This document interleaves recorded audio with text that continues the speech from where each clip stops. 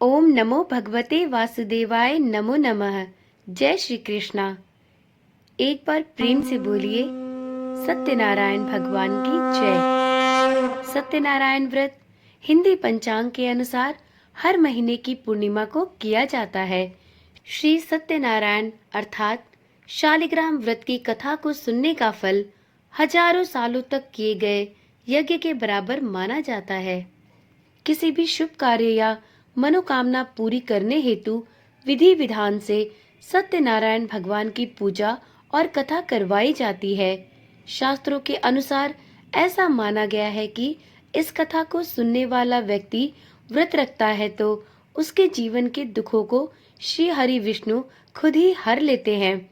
स्कंद पुराण के अनुसार भगवान सत्यनारायण श्री हरि विष्णु का ही दूसरा रूप है और इस कथा की महिमा को भगवान सत्यनारायण ने अपने श्रीमुख से देवर्षि नारद को बताया और सुनाया था। तो चलिए आज अगहन मास की पूर्णिमा के दिन हम सभी सत्यनारायण भगवान की व्रत कथा को सुनते हैं। श्री सत्यनारायण भगवान की पूजा का बहुत अधिक महत्व होता है।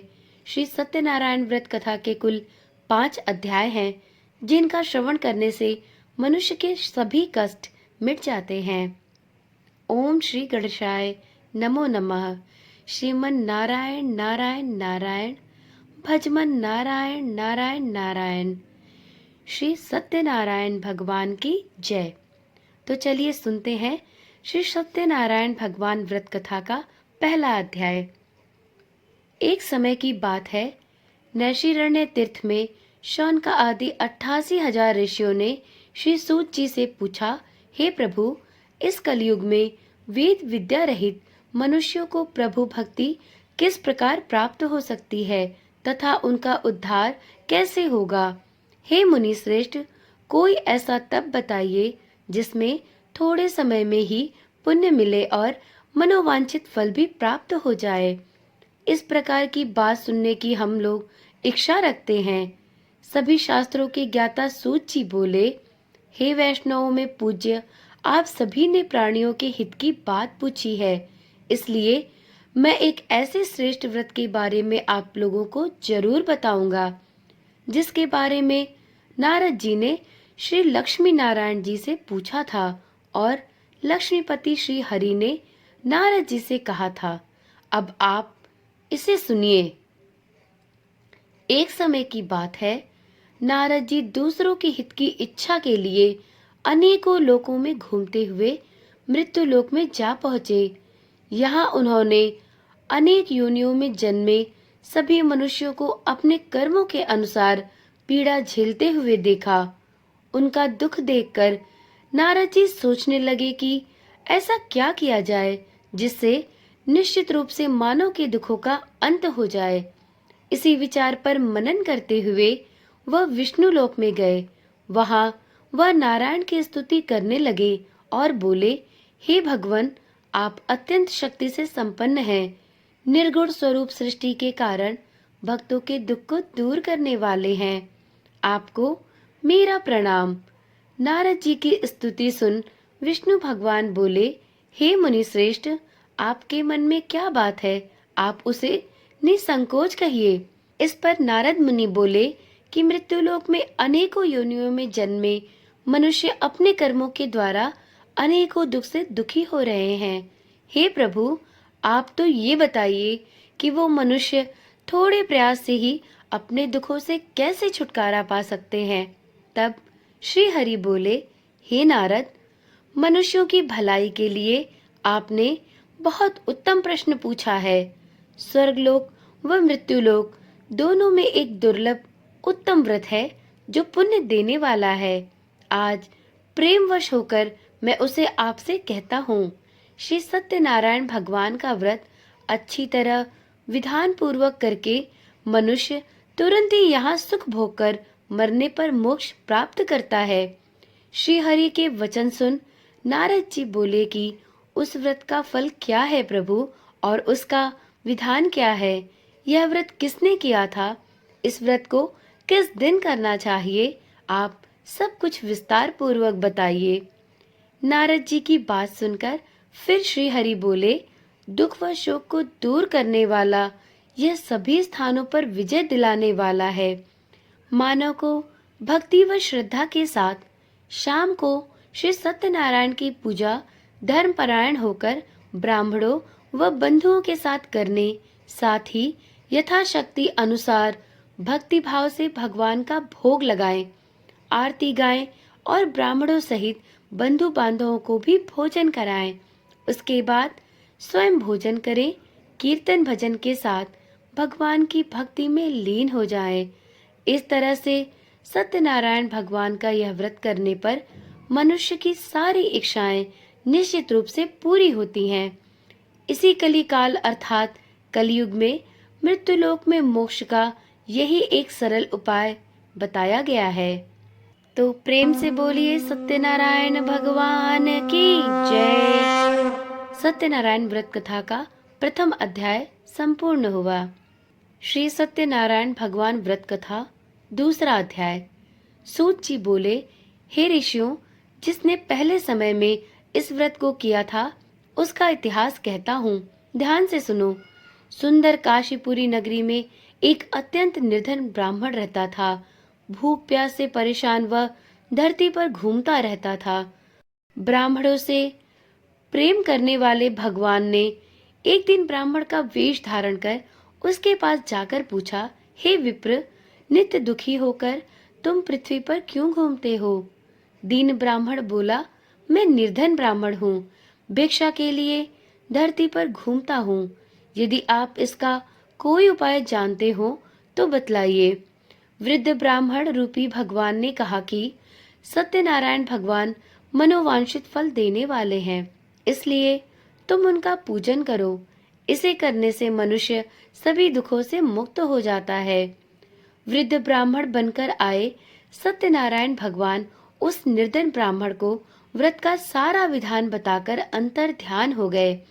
अगले दिन सुबह उठने के साथ ही उस बूढ़े ब्राह्मण ने मन में संकल्प लिया कि सत्यनारायण का व्रत करूंगा और फिर अपने नित्य कर्मों से निवृत्त होकर वह भिक्षा के लिए चल पड़ा। उस दिन उसे भिक्षा में बहुत सा धन प्राप्त हुआ। उसी धन से उसने परिवार के साथ भगवान सत्यनारायण की पूजा की और व्रत रखा। इस व्रत को करने से उसके सभी दुख धीरे धीरे दूर होने लगे और देखते ही देखते वह एक संपन्न और अनेक संपत्तियों का मालिक बन गया। तब हर महीने की पूर्णिमा के दिन वे ब्राह्मण सत्यनारायण की पूजा और व्रत करने लगा।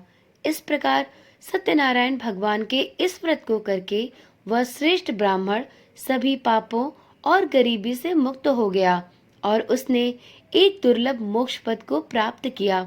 इस तरह से सत्यनारायण भगवान के व्रत को जो मनुष्य करेगा वह सभी प्रकार के पापों से छूटकर मोक्ष को प्राप्त होगा।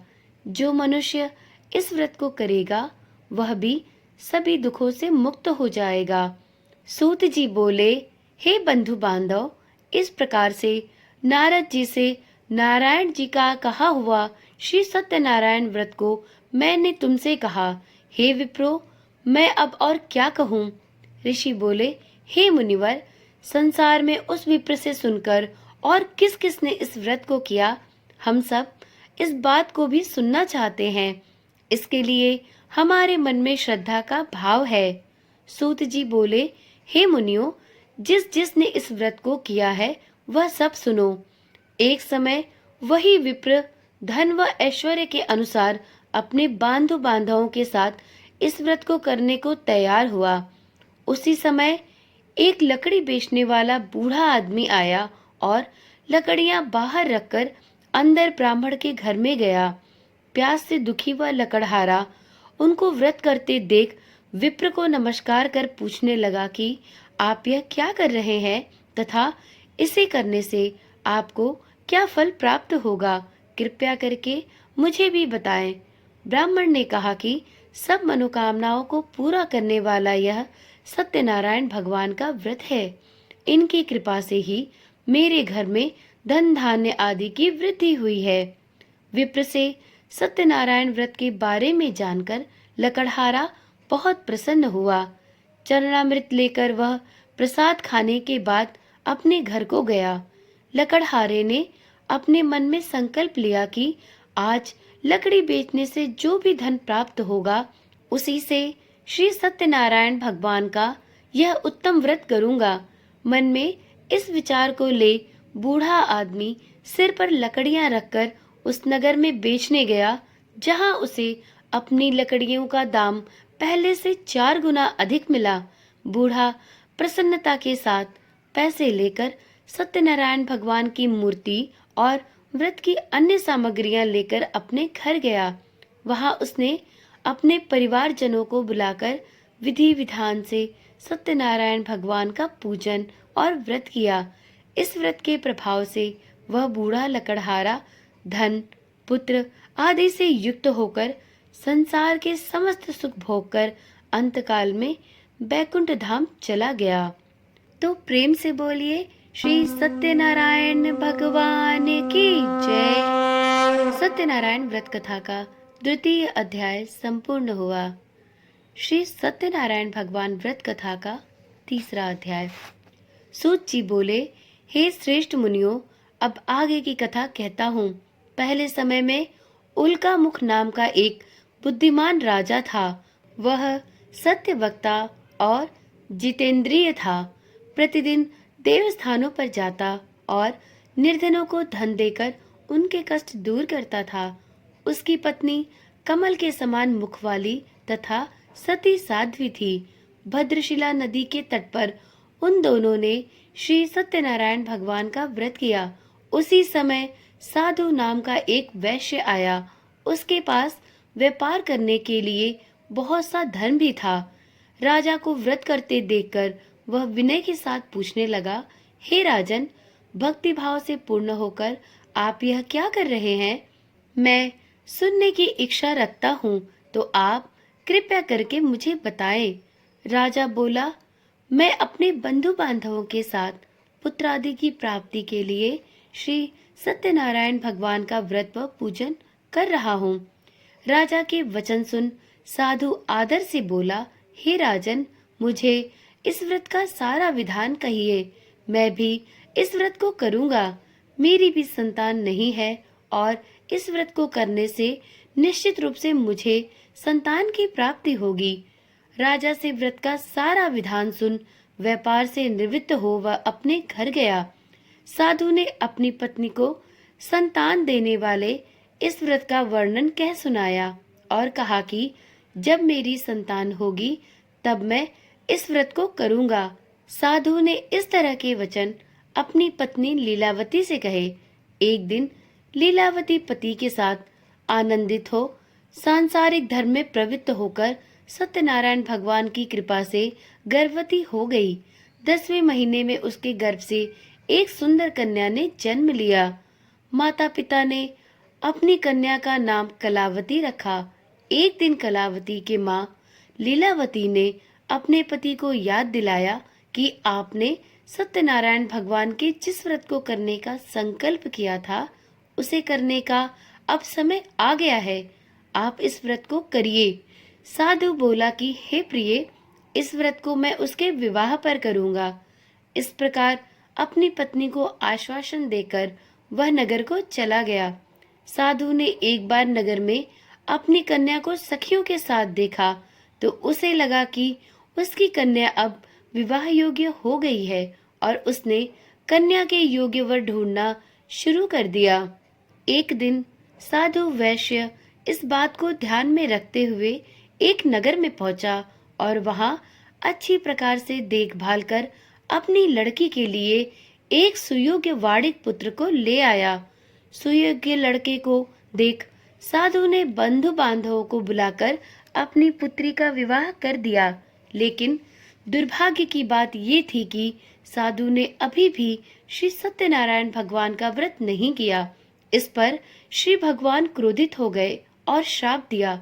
अपने कार्य में कुशल साधु बनिया जमाई को लेकर समुद्र के पास स्थित रत्नासारपुर नगर में गया।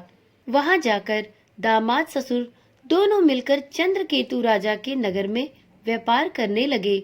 एक दिन भगवान सत्यनारायण की माया से एक चोर राजा का धन चुराकर भाग रहा था। उसने राजा के सिपाहियों को अपना पीछा करते देख चुराया हुआ धन वहां रख दिया, जहां साधु अपने जमाई के साथ ठहरा हुआ था।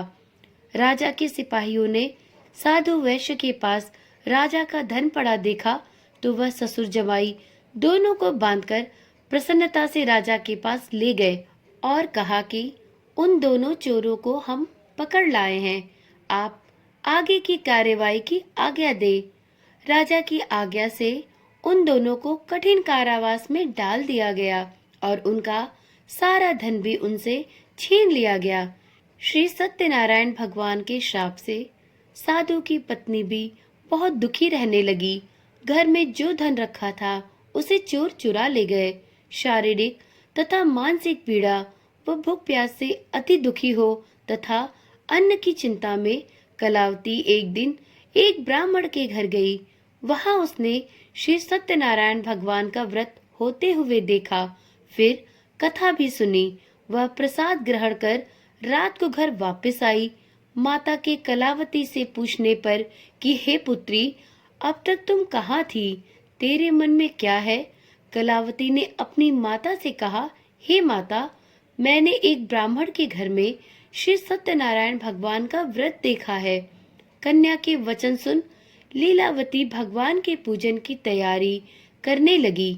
लीलावती ने परिवार व बंधुओं सहित सत्यनारायण भगवान का पूजन किया और उनसे वर मांगा कि मेरे पति तथा जमाई जहाँ भी हैं वह वहाँ पर कुशल हो और शीघ्र घर आ जाए। साथ ही यह भी प्रार्थना की कि हम सबका अपराध आप क्षमा करें। श्री सत्यनारायण भगवान इस व्रत से संतुष्ट हो गए और राजा चंद्रकेतु को स्वप्न में दर्शन देकर कहा कि हे राजन, तुम उन दोनों वैश्यों को छोड़ दो और तुमने उनका जो धन लिया है उसे वापस कर दो। अगर ऐसा नहीं किया तो मैं तुम्हारा धन, राज्य व संतान सभी कुछ नष्ट कर दूंगा। राजा को यह सब कहकर वह अंतर ध्यान हो गए।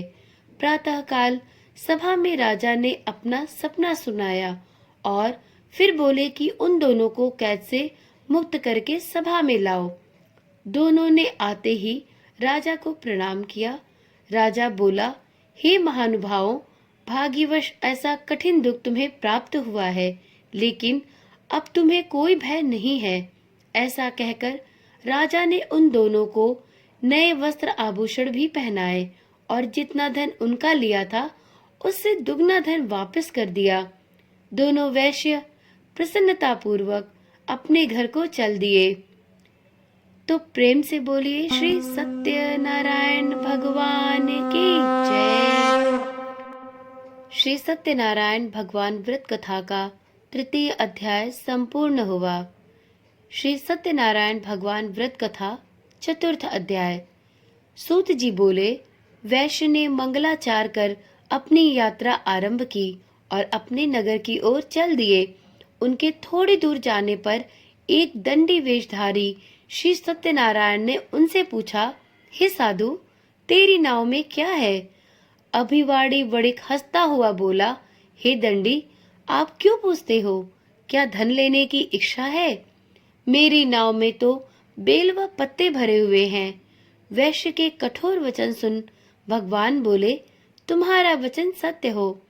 दंडी ऐसे वचन कह वहां से दूर चले गए। कुछ दूर जाकर समुद्र के किनारे बैठ गए।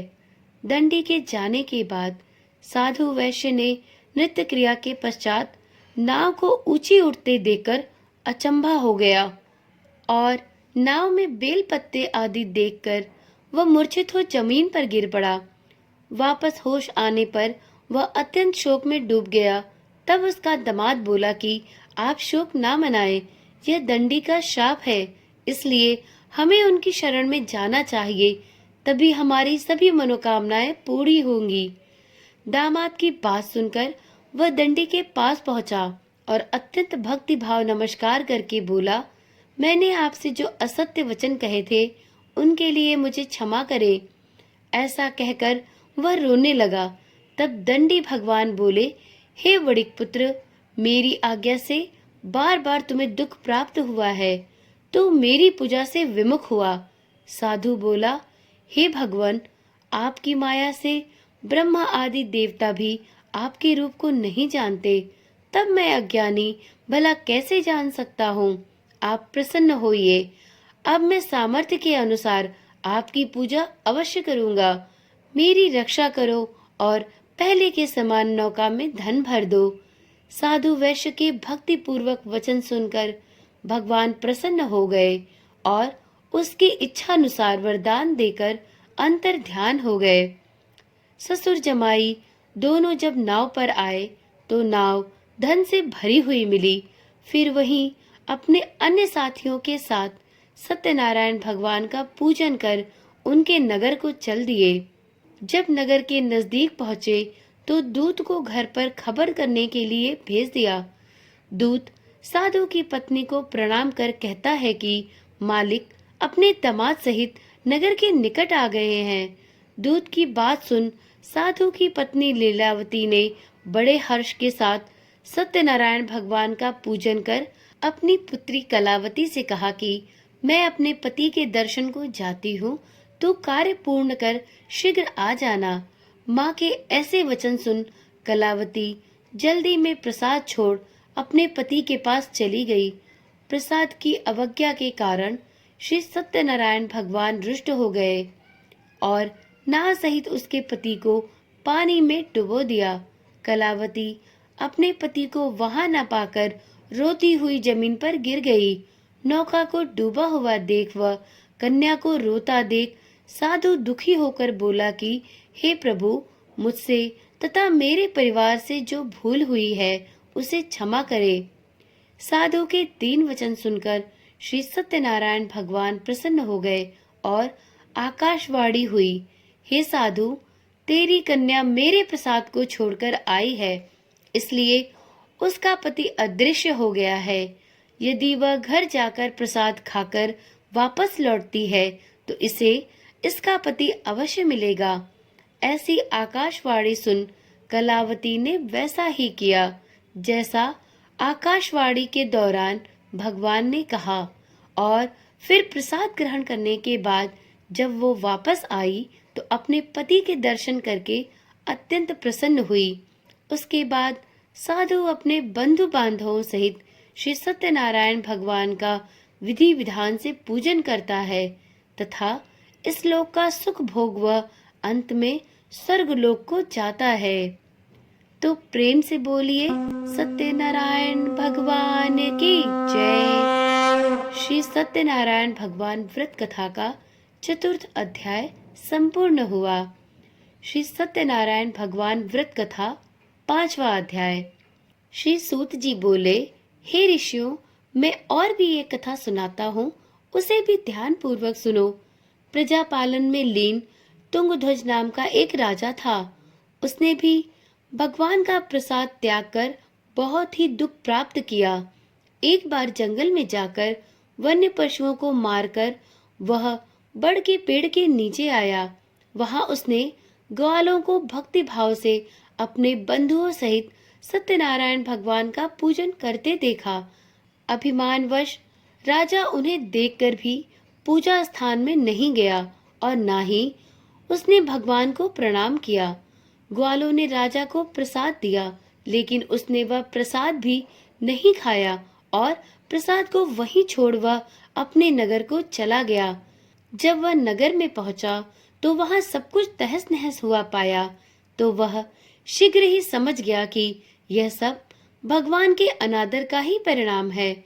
वह दोबारा ग्वालों के पास पहुंचा और विधि पूर्वक पूजा करके प्रसाद खाया तो उसने श्री सत्यनारायण भगवान की कृपा से सब कुछ पहले जैसा प्राप्त किया।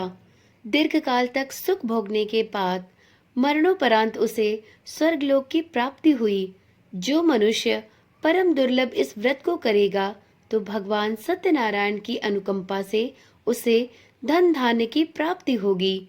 निर्धन धनी हो जाता है और भयमुक्त हो जीवन जीता है। संतानहीन मनुष्य को संतान सुख प्राप्त होता है और सारे मनोरथ पूर्ण होने पर मानव अंतकाल में बैकुंठ धाम को जाता है। तब सूत जी बोले, जिन्होंने पहले इस व्रत को किया है, अब उनके दूसरे जन्म की कथा कहता हूँ। वृद्ध सतानंद ब्राह्मण ने सुदामा का जन्म लेकर मोक्ष की प्राप्ति की। लकड़हारे ने अगले जन्म में निषाद बनकर मोक्ष प्राप्त किया। उल्कामुख नाम का राजा दशरथ होकर बैकुंठ को गए। साधु नाम के वैश्य ने मोर ध्वज बनकर अपने पुत्र को आरे से चीरकर मोक्ष प्राप्त किया। महाराज तुंगध्वज ने स्वयंभू होकर भगवान में भक्ति युक्त हो कर्म कर मोक्ष प्राप्त किया। महाराज तुंगध्वज ने स्वयंभू होकर भगवान में भक्ति युक्त हो कर्म कर मोक्ष प्राप्त किया। कथा सुनने के बाद सभी ने श्री हरि को झुककर प्रणाम किया। तो एक बार प्रेम से बोलिए, श्री सत्यनारायण भगवान की जय। श्री सत्यनारायण व्रत कथा का 5वां अध्याय संपूर्ण हुआ। तो इस प्रकार से पूर्णिमा के दिन सत्यनारायण भगवान की व्रत कथा सुनने और सुनाने से जीवन के सभी कष्ट दूर होते हैं और मोक्ष की प्राप्ति होती है।